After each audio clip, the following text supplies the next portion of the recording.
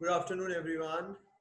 So we were doing chapter number 4, the market as a social institution. We'll continue the same chapter, all right? So here I go to share my screen with all of you. Okay, so here I go. Mm,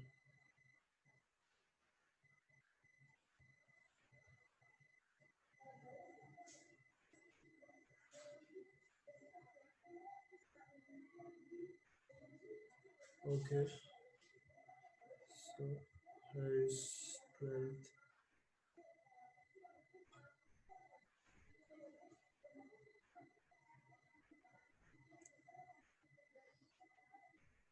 I hope my screen is visible on your screen as well. Good afternoon, Anita. Okay, so we were doing this chapter, right?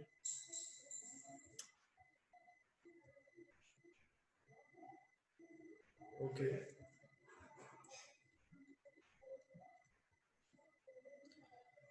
So let's start to understand.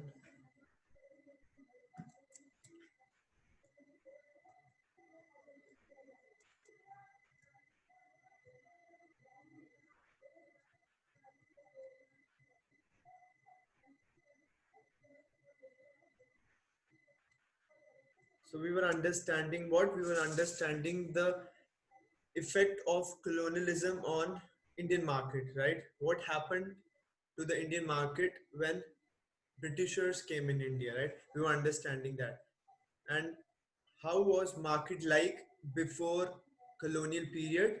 We also discussed this particular thing in the last class. We understood that there was the impact of caste was there in the market, and we understood that through this particular question.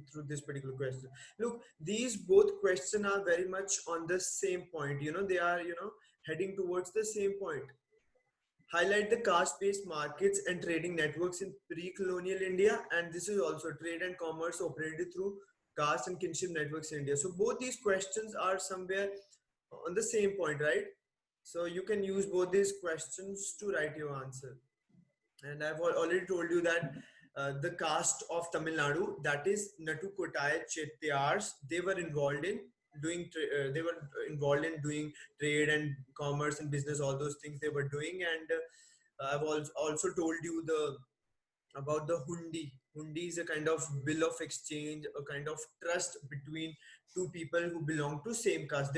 So they used to exchange these kind of checks, I would say, or these kind of bill of exchange or hundi. They used to exchange these checks in long distance trade. And I also told you that industries were not that much set up in pre-colonial India. So we were mostly exporter of the goods resources. We used to export goods like we used to export cotton, we used to export silk, right? Jute and many things like we used to export spices also, right? Spices used to be there in Kerala, so from there we used to have a lot of export. Spices used to go from Kerala to the outside world, right? And look at that. Look at this. Point number one. Point. India was a major manufacturer and exporter of handloom cloth.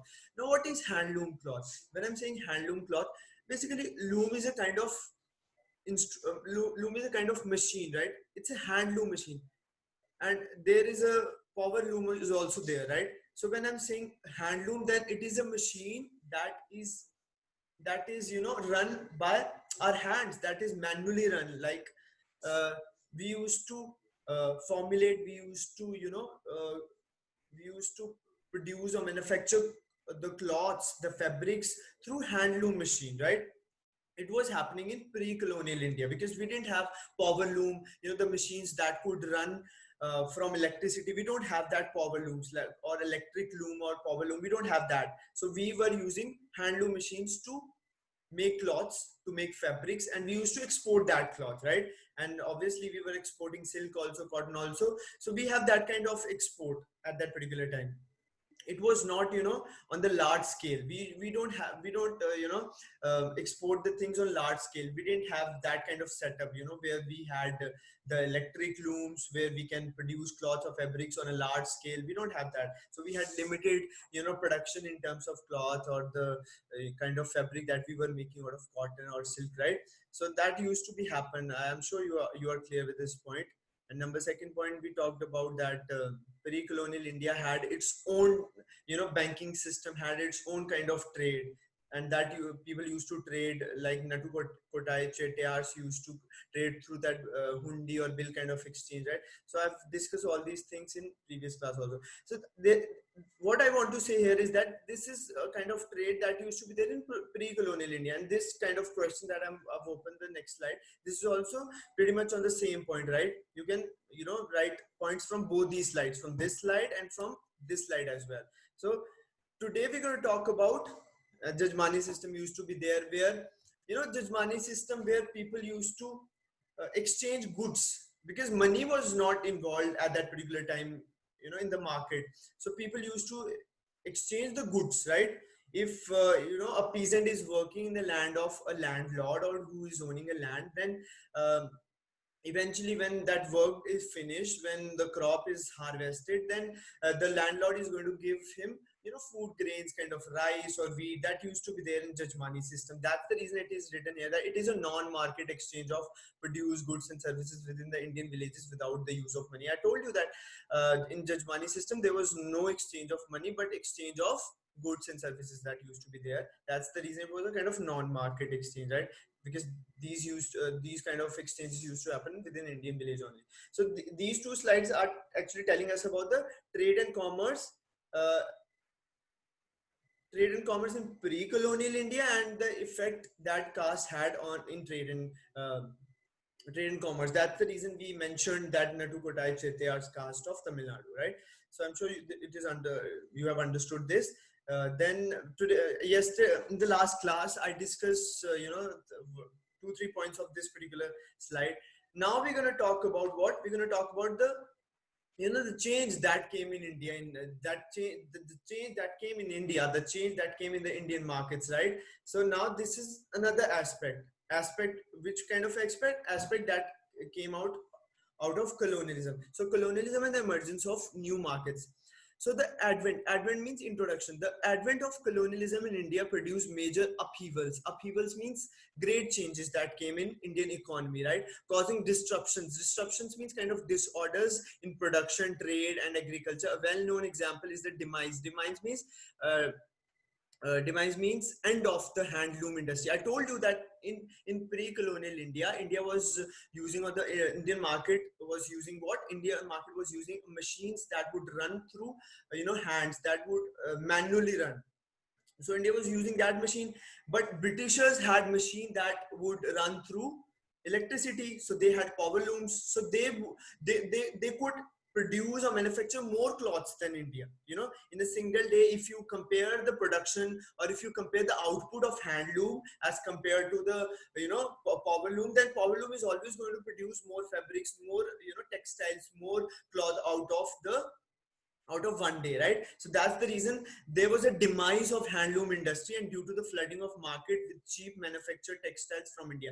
So the Britishers were exporting. When Britishers came in India, they were using our resources. They were taking cotton from our India. They were taking silk from our India. They were taking jute and all those resources from India, and in their country they were producing textiles in a very high speed on a large scale.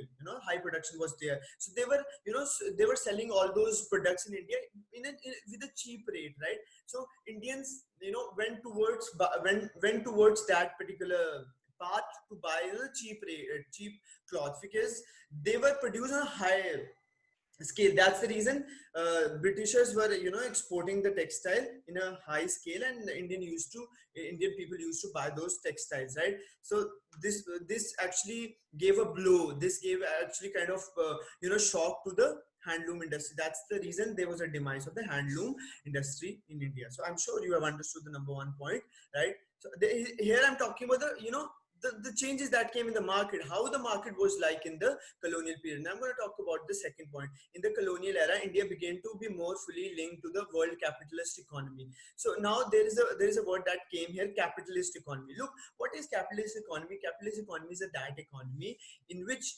people are having capital. Look, capital word means when people are having their capital in the form of property, in the form of industries, in the form of factories that they have. People have that kind of capital.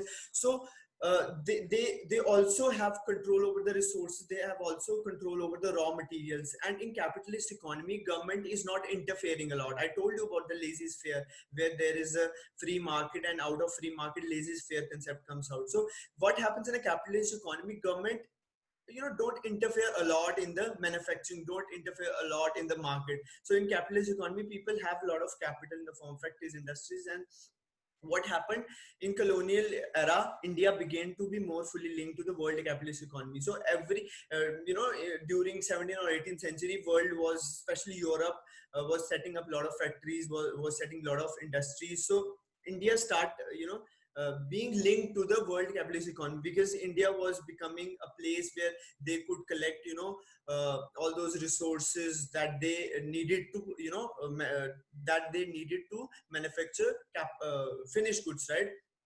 Before being colonialized by the British, India was a major supplier of manufactured good to the world market. So here, what they are saying? They are saying that before colonialism, India was supplying manufactured good, but India was supplying those manufactured goods that were produced from what? From handloom.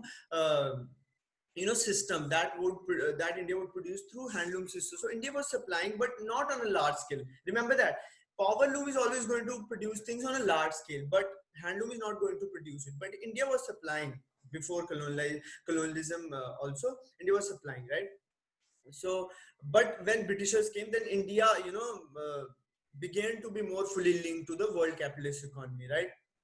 Because capitalism system came in Europe. So everywhere industries were being set up, and Britishers were also starting to establish their factories and industries in India, right?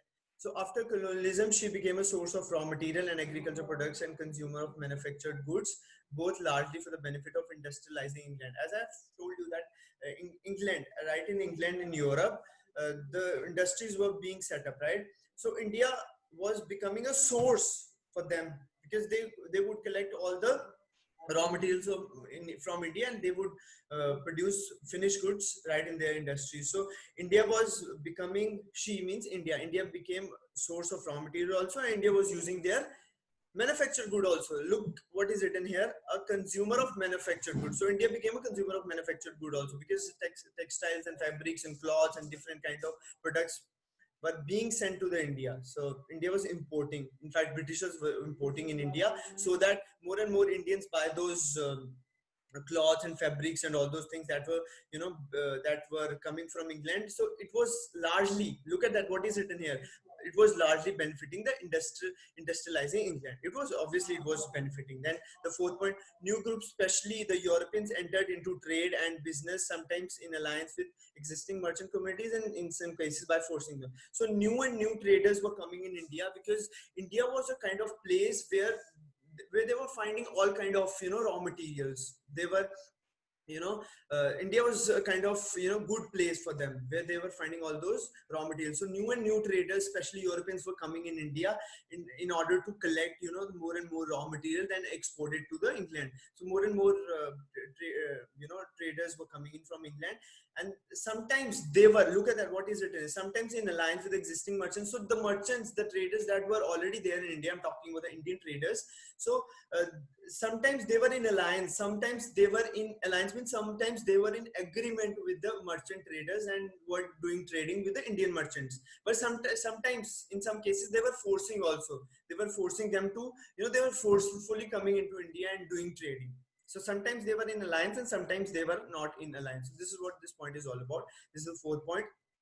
And fifth point is that, look, why I have exactly written 6 points here, because in your exams, if 6 marks question comes, then obviously you have to write 6 points, right? Not less than that. And if 4 marks question comes, then you have to write 4 points. So I'm just trying that the important question should be, there in 6 points, because they may come in 4 marks, they may come in 6 marks. So you should have, at least 6 points in your mind, so that in case, even if it comes in 4 marks, so that will be not a kind of problem. But if it comes in 6 points, then you should have those 6 points. So talking about the fifth point, the expansion of the market economy in India provided new opportunities to merchant communities, which were able to improve their position by reorienting themselves to changing economic structure. So what was happening? Not only British traders were coming, uh, in fact, new traders were coming out of India also. So as market was expanding in India, many Indians saw, it as an opportunity. Many Indians saw it as an opportunity, and there's there came, new merchant communities, new trading communities started coming or becoming in India, right? So they actually changed their position by reorienting. Reorienting means they, readapted themselves, because earlier the economy was not like that. Earlier the economy of India was like, it was an agrarian economy. India was an agriculturalist country, where everything was, being produced in fields, and people were happy with, the barter system. People were happy with that jajmani system, where peasants would work in the fields and would work for the landlords, and in return they were not getting money, and they were happy with, the food grains that he used to get, or the goods that they would get for their service. They were happy with that. So the merchant were actually, mm,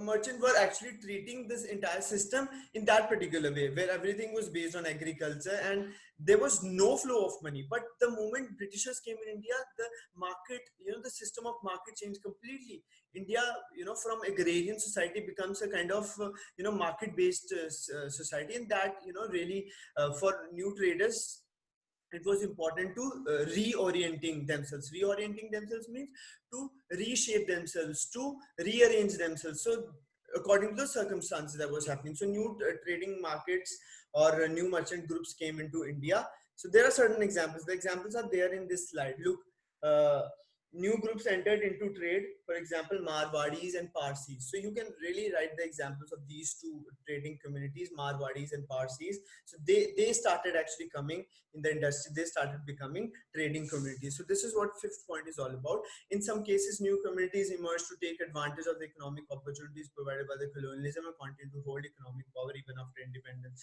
So these 2 points are somewhere on the same line, that new communities came in the form of Marwadis and Parsis, right?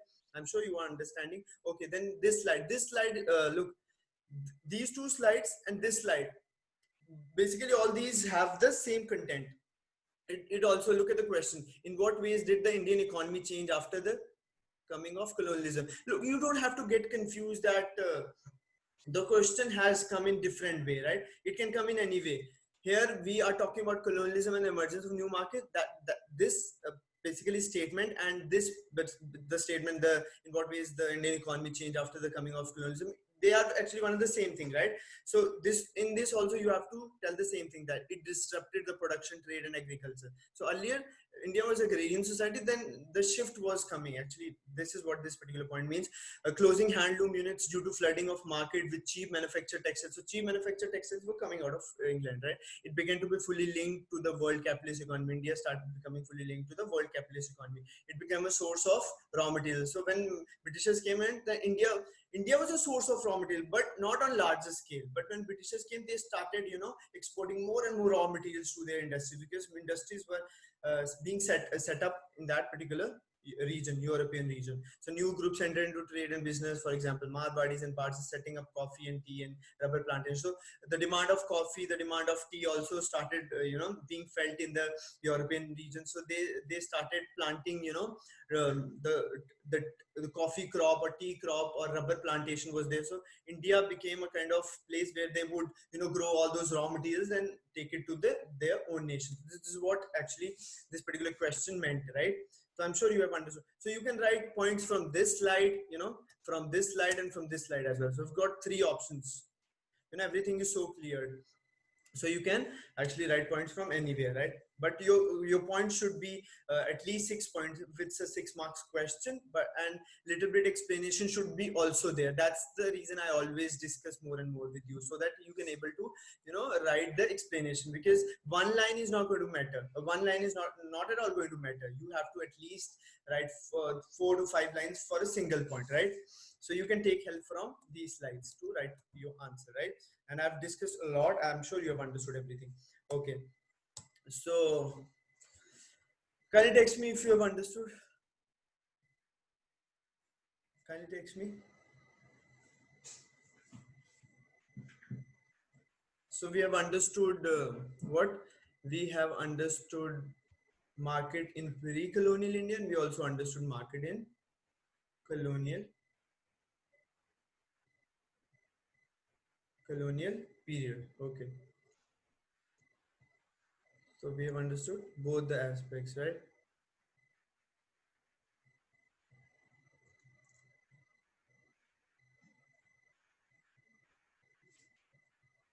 Okay. So understanding capitalism as a social system. Now, what is capitalism? Capitalism actually word come out of the capital. People who are owning capital in the form of industries and factories, they have control over the resources. Government is not interfering. So this is what capitalist economy or capitalism is all about, right? In which there is private ownership, right? Private ownership is there. Government is not interfering. Look, there are two kind of ownerships: private ownership and government ownership. When government is less interfering in the manufacturing, and when there is less government ownership, then it leads to private ownership, and private ownership gives rise to capitalism, right? So understanding capitalism as a social system. Capitalism was there in England. That's the reason factories were being set up. That's the reason more and more people were involved in trade. That's the reason more and more people start manufacturing products in their private ownership. So that's the reason capitalism was there in England. So Karl Marx is a sociologist, and he was always against this word capitalism. He was always against this word capitalism. So capitalism actually became a social system, right, where everything was owned by private owners. So private ownership was there, given by Karl Marx, the haves and have. So in a social system where capitalism was prevailing, where capitalism was there came out a social system. There was a structure that was built in the society. Now that structure tells us about the two kind of classes: the haves classes and the have not classes. Now the haves is that particular class that have everything, right? That's the reason it is written in have. So have got everything. Have were the industrialists. They had the means of production. They had raw materials. They had factories. They had industries. So they were haves. Okay, businessman and industrialists was there in the haves, right? So haves not means have not. The laborers, the workers that used to work in the factories, they were have not, right? So I'm sure you're understanding haves and haves not concept, right? So he was against the capitalist society. The haves have, because why he was against the capitalist society? Because he would say that haves have everything, haves have got everything. It's kind of, don't you think it's kind of unequal distribution that is there in the society? Some people are rich and they are very rich, and some people are poor and they are very poor, and poor people are becoming more and more poor because the rich people are exploiting them. And where they are exploiting them, the rich people are exploiting them in their factories by giving them less wages, by taking out more work out of them. So that's what actually was happening in the capitalist society. When England was the place where capitalist society came into being, and what was happening? Rich people were exploiting the poor people, right? So Karl Marx was against the capitalism system. It is the haves not who work for the haves and are paid wages. Like, so I'm sure you're understanding. Have not used to work for the haves, and they were being paid for the work, right? He felt that the laborers were commodities. Now the workers that were working in the industries, the workers that were working under the haves, they were treated like commodities. They were treated like objects. The industrialists or the capitalists, they had bought them, right? Just like an object, right? They had bought them. Look, commodity is kind of an object. So laborers became kind of object in the hands of haves not. So that's what actually happening. I'm sure you are understanding what I'm trying to make you understand. Okay, so according to Karl Marx, the laborers are not paid as much as they should be. So what was happening there is that the industrialists that were actually setting up the factories in their work or in their factories, the have not were being exploited, right? And they were not, paid the amount of money that they should be paid, because they were working for many hours. They were working for 15 hours, they were working for 10 hours, and they were not given, enough money. Why they were not given enough money? Because the capitalists, the industrialists, or the businessmen, they wanted to exploit them. They wanted to, save their money in giving them wage, right? So that's how they were, collecting their profit. That's how they were collecting the profit, and that profit is known as surplus value. The industrialists were getting a lot of profit out of their work because they were exploiting the laborers, they were exploiting the workers. So that's what actually happening. So there is a surplus value, means there was a profit that they were earning, which is the extra value in terms of the wages paid to the laborers. So they were trying to save their money, right, by not giving them enough money. So they were taking less money according to that, right? So this is actually profiting the industries. This was actually profiting the laborers out there, right? Now, what is capitalism? I've already told you that capitalism is a kind of a society in which industrialists are, they are setting up the industries and taking more and more profit of the workers. They are taking more and more profit of the laborers. So they are trying to make more and more profit. They are manufacturing more and more, goods every day. And this is what capitalist system was all about. So capitalism is a system of commodity production for the market to the use of wage labor. So how they were collecting the profit, how they were collecting their surplus value? They were collecting their surplus value, they were collecting their profit by, exploiting the workers more and more. And it was a system of commodity, right? It was a system of commodity production where they were exploiting the workers and getting most out of them. So this is how they were collecting the profit out of. That's the reason Karl Marx, the sociologist, was against the capitalist system. That's the reason he was not in the favor of capitalist system, because he was saying that it was a kind of inequality that was there in the society, right? So that's the reason he was against this particular system. Now, what is commodity? I've already told you that commodity can be good, commodity can be a service that may be brought or sold in the market. So what happened? The laborers were treated like commodity. They were treated like they are objects. The capitalists were thinking like they should, buy these people and made them work as much as they can. But this is what kind of inequality was, the inequality that was going on at that particular time. So I'm sure you are understanding and you have understood the capitalism as a social system. Kindly text me if you understood this. Kindly text me. I'm waiting for all of you. Kindly text me.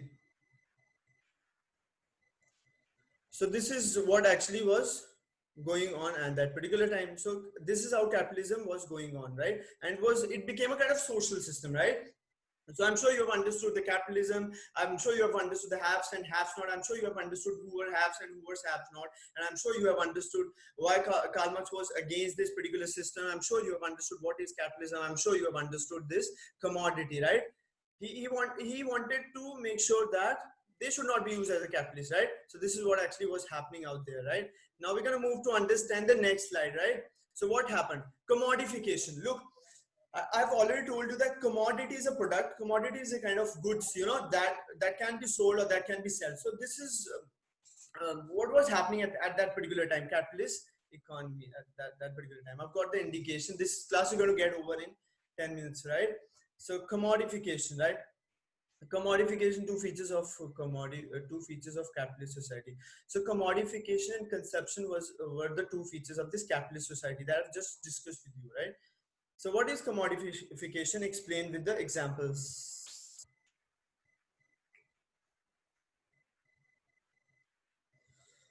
Okay, so I'm going to discuss only two slides with you now. This one, and this one, right? We are just going to understand today what is commodification and consumption. What is commodification? Explained with example.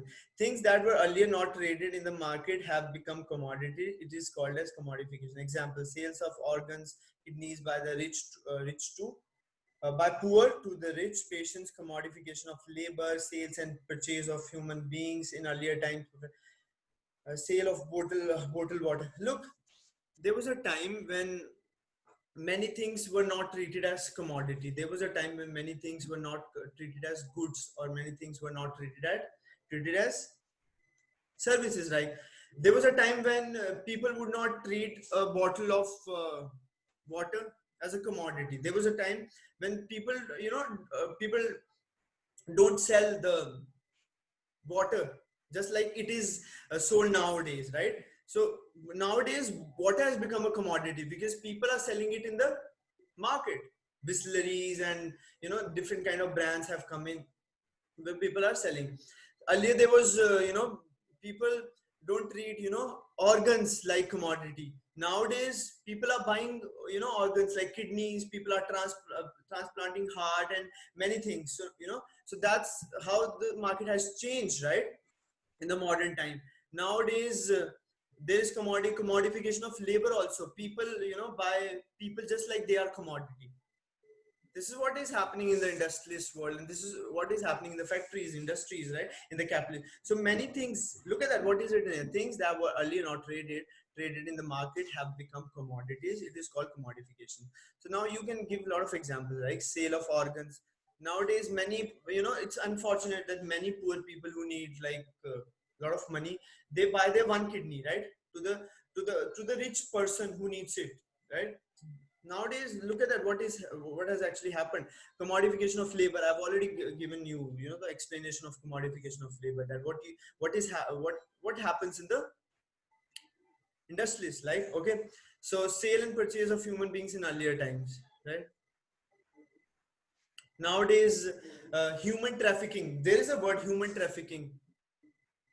People buy children to other people, and then what happens, the I would say the gangsters or all those bad people that are involved in marketing of people, they made they make them beggar, right? That's what happened. So that's the reason human trafficking is a word that is nowadays generally used. Many young kids and many young children are being sold nowadays, right? So this is also has become a kind of commodity. So professional marriage bureaus and websites for arranging marriage. Earlier there was no trend of matrimonial websites. Nowadays there is a matrimonial websites that are there. So everything has become kind of commodity, right? Private institutions for offering courses of personal development. So there are different institutions that are giving coaching, right? Earlier there was no trend of coaching and all those things. Nowadays there has been a trend, right, like this. So sale of bottled water, I've already discussed this with you, right? So this is what commodification is all about. And commodification is a feature of which society? Commodification is a feature of capitalist society. That's the reason I've written here two features of capitalist society, right? Okay, so explain commodification as a feature of capitalism. This may come like, so then you can write commodification growth of capitalism led to the extension of markets into places and spheres of life that were previously untouched by the system. Things that were earlier not traded in the market becomes commodities. Labor or skills became things that can be bought or sold. The process of commodification has a negative social effects, right? So I'm sure you have understood this commodification. Okay, so kindly text me if you've understood, because that's what we had to discuss today.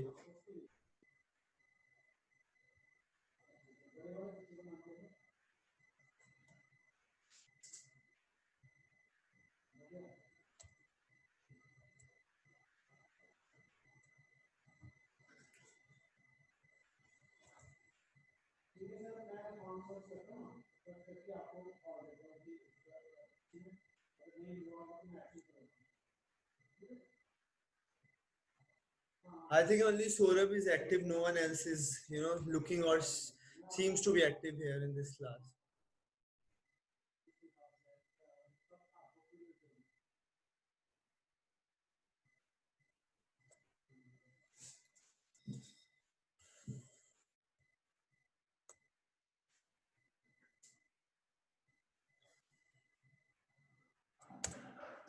Okay, so this is what I had to discuss today.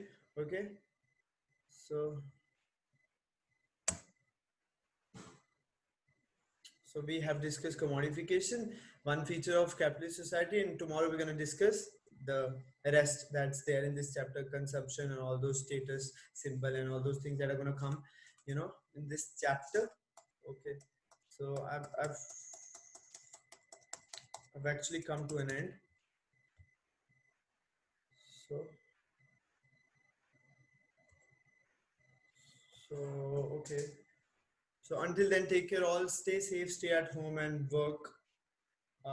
Hard for your studies. Okay, and be alert in the class. That's what I would like to tell you. Okay. So okay. Bye bye. And come at the right time. I would like to tell you this thing also. Come at the right time in the class so that we can utilize most out of these 30-40 minutes, right, that we have always. So okay, so God bless you all. Take care all. Okay, bye bye.